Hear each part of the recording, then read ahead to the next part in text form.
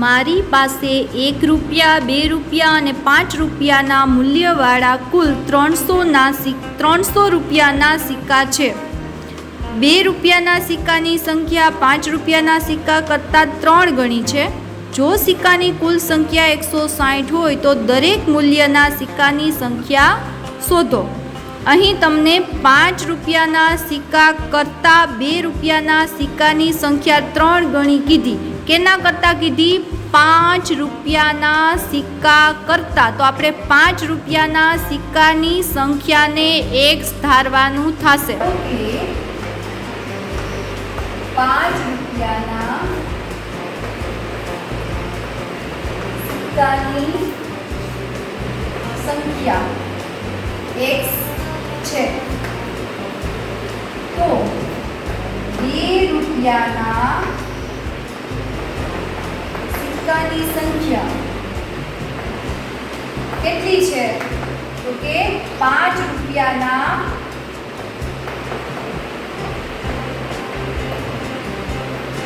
સિક્કાની સંખ્યા એના 3 ગણા છે. 3 ગણા એટલે ગુણ્યા 3. તો 5 રૂપિયાના સિક્કાની સંખ્યા છે x આપણે ધારી છે એટલે અહીં લખીએ ગુણ્યા 3 એટલે 3x. શું થયું? 2 રૂપિયાના સિક્કાની સંખ્યા.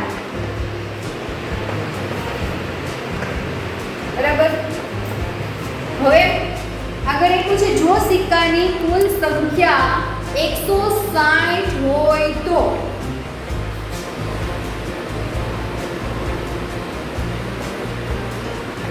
સિક્કાની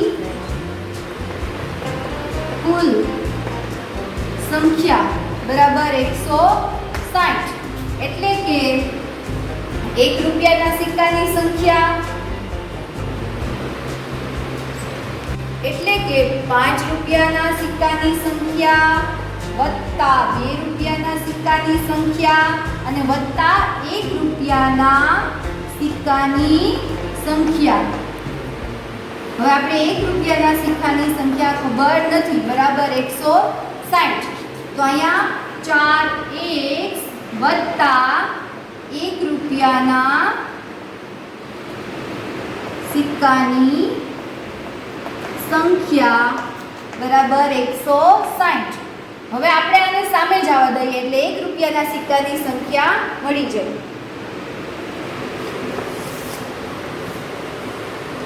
1 રૂપિયાના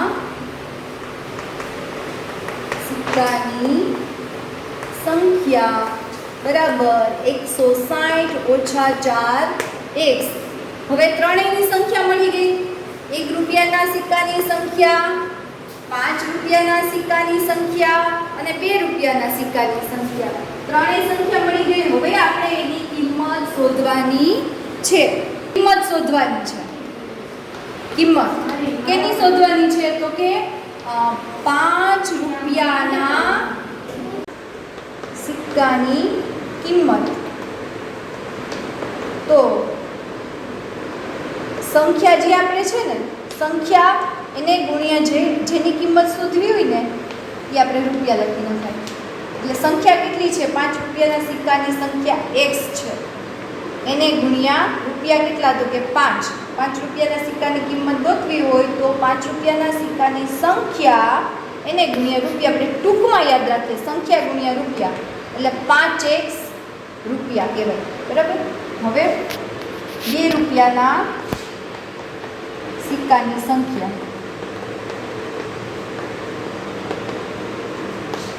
બરાબર એમાંય પણ એમ સંખ્યા ગુણ્યા રૂપિયા. સંખ્યા કેટલી છે એની? 3x ગુણ્યા રૂપિયા તો કે 2 તો બરાબર 6x રૂપિયા. બરાબર. એવી રીતના 1 રૂપિયાના સિક્કાની સંખ્યા બરાબર કેટલા છે? અહીંયા 160 ઓછા 4x અને ગુણાકારમાં 1 આવશે. બરાબર. એટલે એમને એમ જ થાય 160 ઓછા 4x બરાબર આટલા રૂપિયા ગણાય. હવે તમને શું કીધું છે? હવે તમને એમ કીધું છે કે કુલ રૂપિયા 300 થાય. બરાબર. મૂલ્ય ત્રણેય સિક્કાનું મૂલ્ય શું થાય? 300 થાય.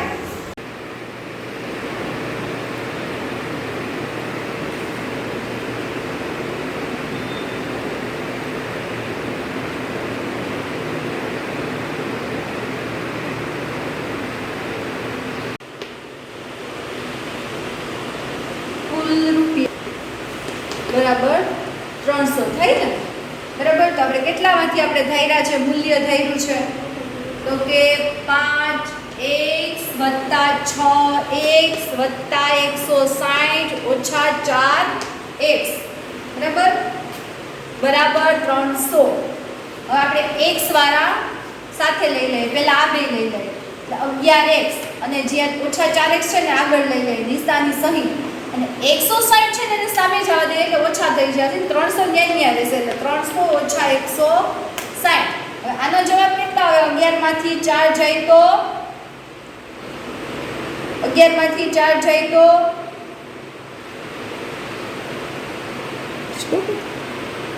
4 જાય તો 7x. અને આ બેની બાદબાકી 0 ના 0. હવે 0 માંથી 6 ન જાય એટલે 10 માંથી 6 જાય તો 4 અને 2 માંથી 1 જાય તો 1. તેથી બધામાં તેથી નિશાની મૂકવાની. તેથી x બરાબર આ છેદમાં જાય અંશમાં છે તો 140 ના છેદમાં 7. 7 2 14 અને ગુણ્યા 10. 7 7 નો ભાગ આલે 2 ગુણ્યા 10 એટલે 20. તો x બરાબર 20 આવે. બરાબર. x છે 5 રૂપિયાના સિક્કાની સંખ્યા. બરાબર. તો 3x હતું ને એ શું હતું? 3x બરાબર 3 ગુણ્યા 20. x ની કિંમત મૂકીએ તો 60. એ શું હતું? તો કે 2 રૂપિયાના સિક્કાની સંખ્યા. અને એવી જ રીતના 160 - 4x બરાબર 160 - 4 એમને એમ લખો ગુણાકારમાં 20 એટલે 160. 20 આપણે શું મૂક્યું? x ની કિંમત -4 4 ગુણ્યા 20 એટલે 4 2 8 અને 0 અને 80 ગુણ્યા 2 એટલે 160 થાય ને? આનો જવાબ આવે 80. 80 કોણ છે? તો કે 1 રૂપિયાના સિક્કાની સંખ્યા. 1 રૂપિયાના સિક્કાની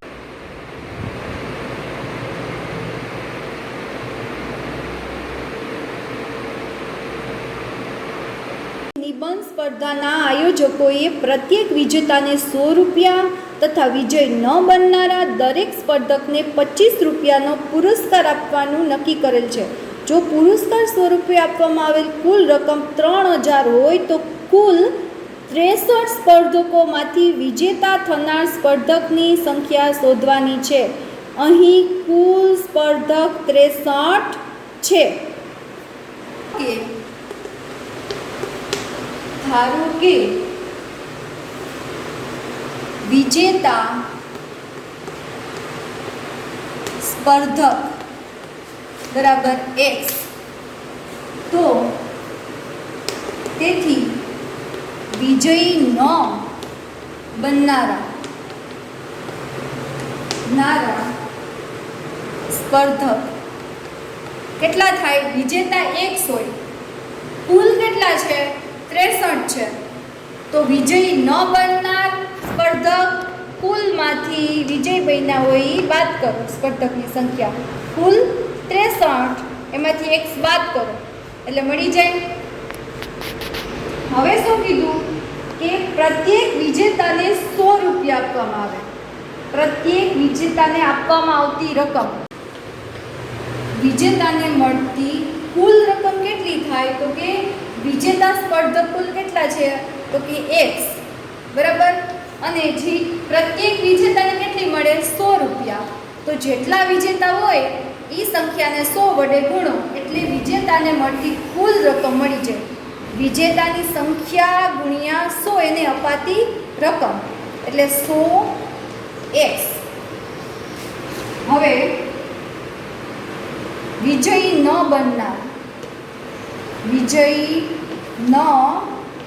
બનનારને મળતી કુલ રકમ. તો પેલા વિજય ન બનનારની સંખ્યા કુલ 63 હોય, એમાંથી 63માંથી વિજય બનનાર બાદ કરીએ એટલે 63 - x એ વિજેતા નથી, એને ગુણ્યા એને મળતા પૈસા લખીએ, રૂપિયા લખીએ 25. હવે આ સૂત્ર બનશે, આ બંનેનો ગુણાકાર થશે અને આ બંનેનો ગુણાકાર થશે. 63 ગુણ્યા 25, 3 2 6, 6 2 12, 5 3 15, 5 6 30 ને 31, 5 7 5 અને 1 લા 15 75, 1575 ઓછા 25 x બરાબર. આ વિજય ન બનનારને મળતી કુલ રકમ થઈ. રકમ કેટલી આપવામાં આવે છે? કુલ રકમ બરાબર 3000. કુલ રકમ એટલે આ જે મળેલી છે એ રકમ અને આ છે એ બે રકમનો સરવાળો કરવાનો. તો કેટલા થશે? 100x વત્તા 1575 ઓછા 25x બરાબર કેટલા થાય? 3000. આ શું છે? વિજેતાને મળતી કુલ રકમ, વિજેતા ન હોય એને મળતી કુલ રકમ આપણે શોધી અને બેયનો સરવાળો કરીએ એ 3000 રૂપિયા છે એવું આપણે રકમમાં આપેલું છે. મોટી રિસર્ચ કરે એટલે ખબર પડે કે આનો અને આનો સરવાળો કર્યો બરાબર. હવે x વાળા આપણે પાસે લઈ લઈએ એટલે 100x ઓછા 25x બરાબર. આ સામે જઈને તો ઓછા થઈ જાય, 3000 ને ત્યાં રહેશે, ઓછા 1575. હવે આ બંનેનો જવાબ કેટલો આવશે?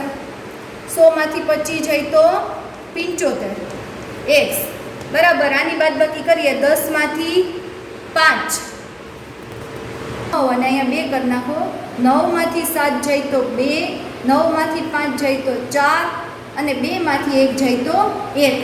આટલો જવાબ આવે. કિંમત શોધવી હોય તો 75 સામે જાય, 1425/75. હવે આને આની હારે ભાગ લાવવાનો છે.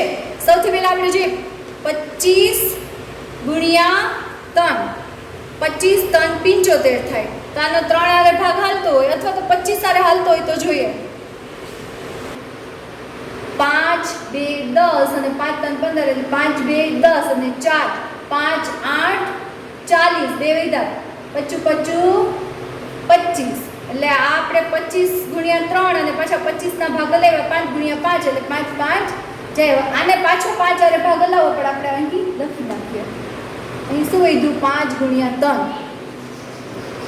5 થી ભાગ લાવીએ 25 25 26 27 28, 3 વધ્યા 5 7 35 એટલે 5 5 જાય 57/3. અહીંયા 3 એટલે 57 એટલે 3 3 જાય એટલે અહીં 19 જવાબ આવે. x બરાબર 19 જવાબ આવે.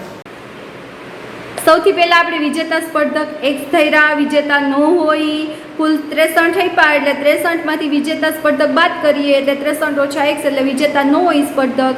વિજેતાને મળતી કુલ રકમ, તો વિજેતા સ્પર્ધક x હોય અને દરેકને 100 રૂપિયા મળે તો કુલ રકમ ગોતવા માટે x ગુણ્યા 100 એટલે 100x અને વિજેતા ન હોય એને મળતી કુલ રકમ, તો વિજેતા ન હોય સ્પર્ધક કોણ છે? 63 ઓછા x એટલી સંખ્યા થઈ એને ગુણ્યા 25 એને મળતી રકમ. પછી એનો આપણે ગુણાકાર કર્યો, કુલ રકમ 3000 આપી. તો અહીં વિજેતા 1 નંબરનું સમીકરણ છે એની કિંમત અને 2 નંબરનું સમીકરણ છે એની કિંમત, બંનેનો સરવાળો 3000 થાય. અને બસ x વાળા પદ સાથે લઈ લેવાના, 3000 ત્યાં જ રહેશે, 1575 સામે જાય, બંનેની બાદબાકી કરી નાખો. અહીંયા x વાળા પદની બાદબાકી 75x થાય, 75 સામે જાય એટલે છેદમાં જશે અને બસ અહીં ભાગ લાવવાનો ઘડીઓ બોલીને ભાગાકાર કરીને એટલે x બરાબર 19 જવાબ મળે. વિજેતા સ્પર્ધક છે, વિજેતા સ્પર્ધક છે કુલ. સમીકરણનો ઉકેલ મેળવો અને જવાબ ચકાસો. ધોરણ 8. દાખલો પહેલો છે 3x બરાબર 2x વત્તા 18. સૌથી પહેલાં આપણે 3x અને 2x ને જમણી સાઈડ લઈ આવીએ, ડાબી સાઈડ લઈ આવીએ 2x ને, એટલે ઓછા થઈ જાય. 3x ઓછા 2x. શું કામ આને આ સાઈડ લઈ ગયા? કારણ કે 3x મોટા છે તો આપણે 2x ને આ સાઈડ લઈ આવીએ. બરાબર 18. તેથી આ બંનેની બાદબાકી થશે x. x બરાબર 18. આ ઉકેલ થયો. આ શું થયું? ઉકેલ. હવે ચકાસણી કરવાની છે. ચકાસણી કેમ કરવાની? તો કે આ ડાબી બાજુ છે, પહેલા ડાબી બાજુ લખીએ. 3x છે ને ડાબી બાજુ છે. ડાબી બાજુ બરાબર 3x. 3 ગુણ્યા જે જવાબ આવ્યો હોય ને એમાં મૂકવાનું. 18 ગુણ્યા 3 54 થાય ને. 18 ગુણ્યા 3 ઘડી આગળ હોય છે 54, અથવા તો ગુણાકાર કરવાના 8 3 24, 2 3 1 3 4 ને 5. ડાબી બાજુ આવી. હવે જમણી બાજુ. જમણી બાજુ શું આવી? 2x વત્તા 18. 2 ગુણ્યા 18 વત્તા 18. 18 2 36 વત્તા 18. હવે બેનો સરવાળો કરી નાખો. 8 ને 6 9 10 ને 14 નો ચોકડો 1 4 ને 5. તો બે જવાબ સરખો આવી ગયો. બે જવાબ સરખો.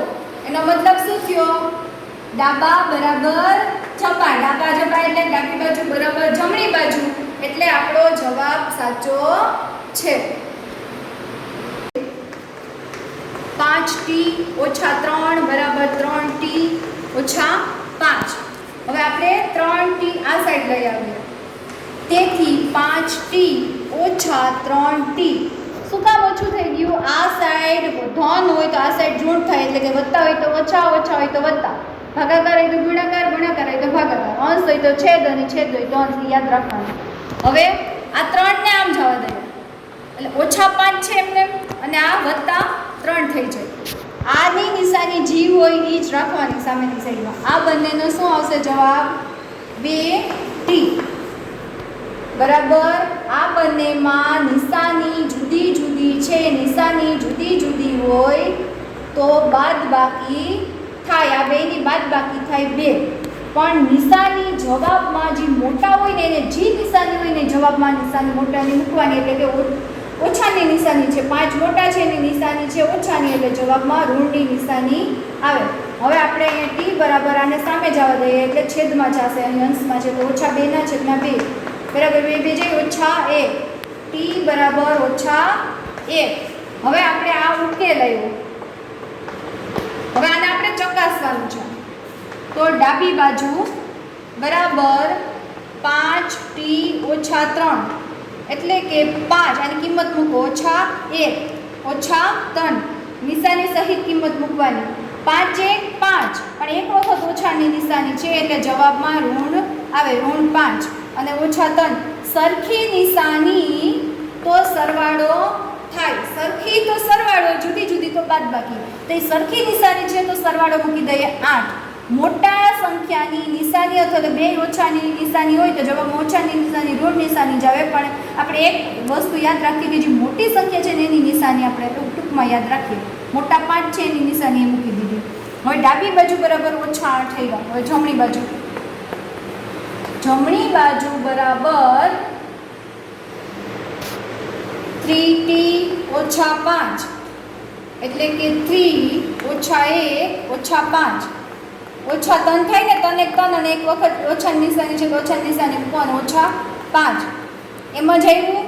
ઓછા 3 અને ઓછા 5 એટલે ઓછા 8 કેમ આવ્યું? સરખી નિશાની તો સરવાળો થાય અને મોટાની નિશાની. તો આ પણ ડાબી બાજુ બરાબર જમણી બાજુ થાય, એટલે આપણો જવાબ સાચો છે.